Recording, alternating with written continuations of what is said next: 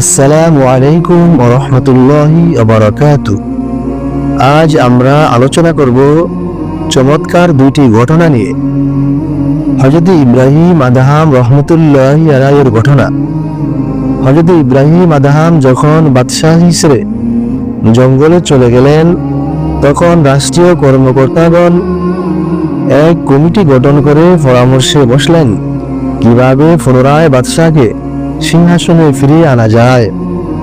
পরামর্শ কর্মে বাদশাহকে সিংহাসনে ফিরিয়ে আনতে গিয়ে তারা দেখলেন বাদশাহ একটি সালা গায়ে জড়িয়ে বসে আছেন। উজির আরজ করলেন, হুজুর, আপনার অবর্তমানে দেশের অস্তিত্ব হুমকির সম্মুখীন, মেহেরবানি করে আমাদের সাথে চলুন। বাদশাহ বললেন, বাদশাহী তোমাদের জন্য মঙ্গল হোক। আমাকে আল্লাহ তাআলা অনেক বড় বাদশাহী দিয়েছেন। এই বলে বাদশাহ তার নিকট রক্ষিত একটি সুই থলি হতে বের করে নদীতে নিক্ষেপ করে উজিরকে বললেন, আমার সুইটি নদী হতে বের করে এনে দাও। উজির অসংখ্য লোক নদীতে নামিয়ে দিলেন, কিন্তু সুইয়ের কোনো সন্ধান পাওয়া গেল না।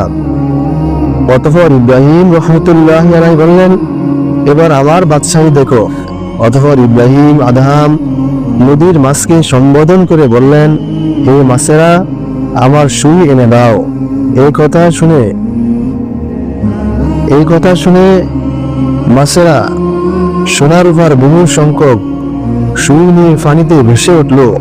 তিনি বললেন, আমার পুরাতন লোহার সুই চাই। দেখা গেল একটি মাছ হুবহু ওই সুইটি নিয়ে এলো। ইব্রাহিম আদহাম তা হাতে নিয়ে উজিরের সামনে তা ফেলে দিয়ে বললেন, বাদশাহী নিয়ে নিশ্চয়ই তোমাদের গর্ব বোধ হয়। দেখলো তো আমার বাদশাহী। অনুরূপ আরেকটি ঘটনা হযরত রাবিয়া বসরি রহমতুল্লাহি আলাইহির শিক্ষণীয় ঘটনা। হযরত রাবিয়া বসরি রহমতুল্লাহি আলাইহি এর ইন্তেকালের পর তাকে ফেরেশতারা জিজ্ঞাসা করলেন, মার রব্বুকা ওমা দীনুকা, তোমার রবকে, তোমার ধর্ম কি?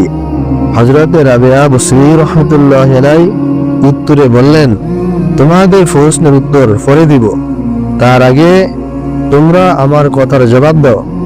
তোমরা কোথা থেকে এসেছো? ফেরেশতারা বললেন, আসমান হতে এসেছি। রাবিয়া বসরি আবার প্রশ্ন করলেন, আসমান জমিনের দূরত্ব কত?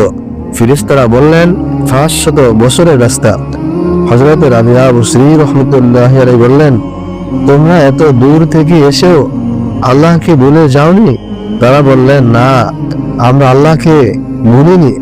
তিনি এবার বললেন, তোমরা যখন 500 বছরের দূরত্বে এসেও আল্লাহকে ভুলিনি, তবে কি করে ভাবতে পারলে রাবিয়া মাত্র 4 হাত মাটির নিচে এসে আল্লাহ তাআলাকে ভুলে গেছে?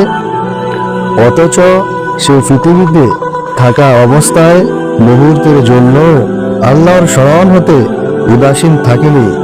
এ কথা শুনে ফেরেশতারা অবাক হয়ে গেল। শিক্ষণীয় বিষয়, পৃথিবীটা হলো প্রতারণা ও ছলনার স্থান, যেখানে ফেরেশতাদের কোনো কর্তৃত্ব থাকে না। কবি কতই না সুন্দর বলেছেন, আমি তো শরাবখানার এক নগণ্য মানুষ, কিন্তু যখন আমি আল্লাহ প্রেমে উন্মাদ হয়ে যাই, তখন আকাশ ও তারকা মণ্ডলের বাদশা হয়ে যাই।